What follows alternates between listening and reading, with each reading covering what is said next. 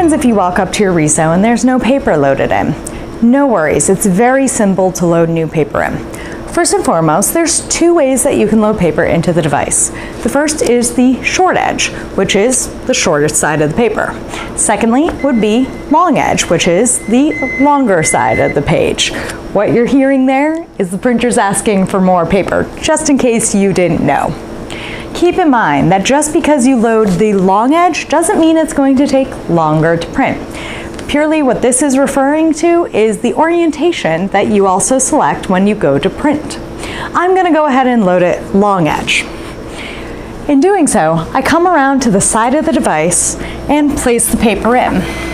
It's important to make sure that your paper guides are not only set to the size of the paper, but locked into place, as that will help the Riso recognize what paper size you've put in, assuming it is a standard size paper. Also, if it's not a standard size paper, what you would do is go into the System Info tab on the screen, and from there you can hit paper tray setting. Should it be a unique paper size, or you just want to be doubly sure it recognized your paper, you can go in and select paper size. In this case, we're going to set it to auto.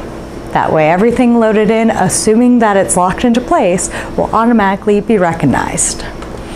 It's also important to know that you can utilize your trays in order to add more paper and different paper sizes.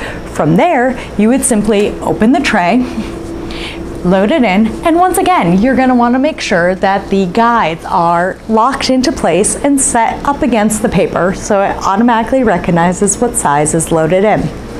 From there, you can go ahead and run your jobs, and just pay attention to, depending on the way you loaded the paper in, you select it to run the same way orientation-wise. Have a great print job!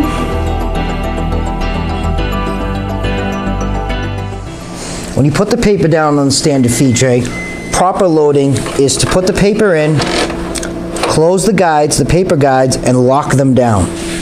This way the machine knows what size paper you're going to be feeding. One message you never want to see is this non-standard size under your paper selection tab in the copy screen. In a way that this message will come up is if somebody comes and loads paper, just throws it on the tray, and doesn't properly close the guides, you're going to see this non-standard size. When you go to make a copy, you're going to have image problems. It's going to increase that you may cause jams, so on and so forth. So it is way to avoid that is to properly just close the guides down, and the machine will then say letter, and you can print.